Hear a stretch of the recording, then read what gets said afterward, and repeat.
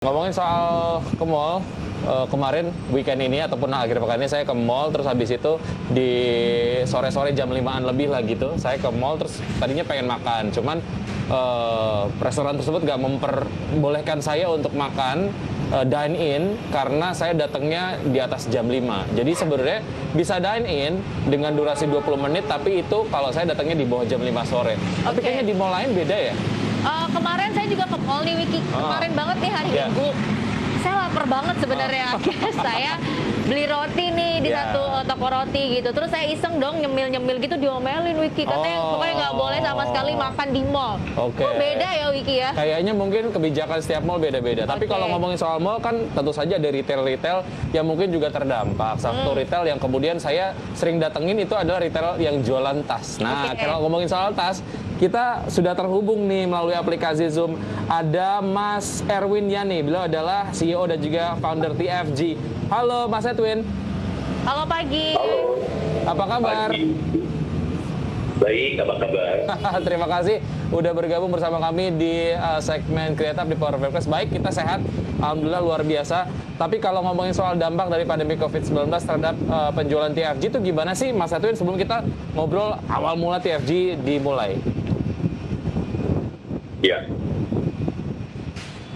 Ya, silakan Mas Edwin. Ya, jadi TFG ini kan dari 2012.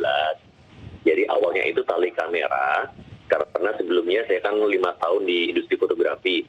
Saya cari aksesori kamera yang harganya terjangkau, sama desainnya oke, itu susah banget. Kalaupun ada harganya mahal banget. Akhirnya saya coba, di waktu itu pasar harganya rata-rata 3-5 juta. Itu tali kamera sama tas kamera yang oke, yang misalnya modis ya. Saya coba bikin sendiri, ternyata saya bisa jual cuma 150.000 sampai 300.000. Itu pun udah marginnya tebel. Jadi akhirnya saya mikir, wah ini kenapa nggak saya distribusin aja, karena waktu itu kompetitornya nggak terlalu banyak ya, dan misalnya pilihannya juga terlalu banyak. Jadi saya mikir, wah ini opportunity-nya oke juga. Tapi sambil jalan, saya lihat market yang lebih gede, itu market anak kuliah, market orang-orang kerja, bukan cuma fotografer aja. Jadi maka dari itu, akhirnya kita perluas segmen marketnya, bukan di fotografi aja, tapi yang lebih besar dari fotografi yaitu traveling. Karena di dalam industri traveling sendiri, di situ ada fotografi kan. Karena waktu kita jalan-jalan, pasti punya foto-foto. Akhirnya sekarang kita fokus di meng-create story bahwa TFG ini adalah aksesoris traveling gitu. Mas Edwin, jadi gimana nih dengan adanya pandemi COVID-19, seberapa besar sih dampaknya terhadap TFG terutama dari sisi retailnya? Kemudian strateginya untuk bisa kita katakan membangkitkan penjualan, meminimalisir kerugian ini di tengah pandemi seperti apa? Oke. Dengan pandemi ini kita dipaksa untuk berubah ya. Jadi sebenarnya dulu sebelum pandemi rekening kita ada 3 channel, event, retail, sama online. Ketika pandemi, yang channel event dan retail itu benar-benar buntu. Sedangkan kita ini istilahnya kapal harus tetap mengapung ya. Jadi satu-satunya cara kita beradaptasi atau kita punah. Jadi kita mengkonversikan semua revenue channel kita ke online. Dari kita mungkin bisa dikatakan cukup beruntung, kita cukup agile untuk adaptasi ke itu ke online, dan kita 2020 penjualan online kita naik 700%. Wow, hebat. 700% ya? Oke. Tapi itu cukup signifikan untuk menutup beban operasional, dan juga secara secara keuntungan juga cukup baik gitu ya Mas Edwin ya? Jadi kalau kita bicara keuntungan, kita sepakat kalau di tempat kita sepakat bahwa keuntungan bukan prioritas kita untuk saat ini. Karena kan bisa diasumsikan saat ini kita dari 2020 kita lagi perang dunia dalam tanda kutip ya. Itu kita asumsikan udah deh, selama perang belum berakhir, kita nggak usah misalnya makan nasi dulu doang deh. Nasi sama garam, nasi sama kecap, yang penting kita bisa makan dulu. Nggak perlu pakai yang menu-menu yang mewah dulu. Itu yang prioritas kita, karena kita lihat beberapa ada yang udah nggak bisa makan sama sekali kondisi perang seperti ini.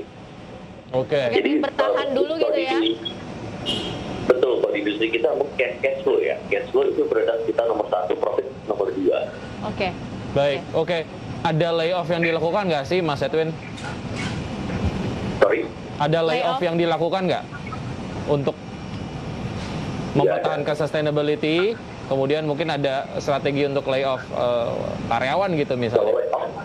Kalau layoff nggak ada, kita cuman profit kita yang kegerus lumayan banyak. Oke. Gitu. Oke, jadi nggak ada layoff ya. Oke, karena ya itu kayaknya semua sektor usaha lagi survival mode gitu, untuk kemudian tetap bertahan gitu, walaupun ya secara margin keuntungan nggak banyak, tapi yang penting gimana caranya bisnisnya tetap sustain Jalan gitu gitu ya. ya, Oke, saya pengen ke proses research and development pada saat menemukan model-model baru dan juga mempertahankan kualitas dari TFG. Gimana sih prosesnya, Mas Edwin? Oke, kita pakai strategi ATM ya, dan ini sebenarnya dilakukan hampir semua brand-brand fashion di seluruh dunia. Karena kalau kita lihat bahkan brand-brand besar pun, kita sebut Nike, itu pasti ada kemiripan dengan brand-brand besar lainnya. Jadi karena kita bukan perusahaan sebesar Nike, jadi kita ATM dari tren-tren yang sekarang baru muncul di negara maju. Mas Edwin, sebenarnya kan tidak sedikit nih pelaku usaha yang juga menjual produk-produk yang sama seperti yang TFG pasarkan. Tapi gimana sih caranya TFG ini untuk mempertahankan kualitas di tengah tingginya persaingan saat ini? Halo, Mas Edwin. Halo Mas Edwin, ya. Oke. Soalnya kurang jelas. Oke. Gimana, sorry? Oke, saya ulang pertanyaannya ya. Jadi gimana caranya TFG ini mempertahankan kualitas di tengah tingginya persaingan saat ini? Oke, baik. Kita sekarang kan eranya kolaborasi. Jadi kita perbanyak kolaborasi dengan lintas industri, dari brand kopi, desainer, snack. Jadi untuk di situ kita bisa saling tukar market dan untuk memperkuat brand image ya. Oke, jadi melakukan kolaborasi ya. Oke, karena dengan kita ikuti. baik, kayaknya kalau dengan kolaborasi ada market-market yang akhirnya bisa menjadi luas begitu ya, karena setiap kolaborator punya target marketnya tersendiri. Jadi begitu ada kolaborasi, masing-masing brand jadinya ada perluasan. Jadi perluasan pasar gitu ya, lah. market lah ya. Oke. Nah, target dalam waktu dekat, Mas Edwin, apa yang akan dilakukan oleh TFG sendiri? Oke. Jadi kita semua tahu bahwa 2021 itu diprediksi akan bangkit, termasuk kita. Jadi sebenarnya tahun 2020 kita udah bikin plan dan itu berantakan semua karena pandemi. Dan dengan kondisi 2020 kita udah bikin plan baru lagi, dan 2021 juga diobrak-abrik lagi dengan pandemi. Jadi plan kita sekarang berusaha untuk 6 bulan ke depan. Kita lihat kondisi ke depan gimana, karena benar-benar nggak terprediksi ke depan ini seperti apa. Jadi 6 bulan kita ke depan kita akan perbanyak kolaborasi dan fokus dengan yang existing market dulu. Karena kita nggak akan tahu 6 bulan ke depan seperti apa, termasuk kebijakan pemerintah seperti apa, kita masih belum tahu. Jadi kita perlu jangka pendek dulu 6 bulan ke depan, yaitu memperbanyak kolaborasi dan fokus dengan existing market yang sekarang itu. Baik, oke, kita doakan yang terbaik untuk TFG dan terus memberikan kontribusi terhadap pertumbuhan ekonomi di Indonesia begitu ya, dan juga bisa mengharumkan nama Indonesia, karena mungkin secara market saya harapin ini TFG akan ada di seluruh dunia begitu ya. Bisa menembus pasar global gitu ya. Amin. Mas Edwin, terima kasih. Sampai jumpa. Mas Sukses Edwin. selalu. Sehat dan sukses selalu. Baik. Baik, terima kasih. Ya.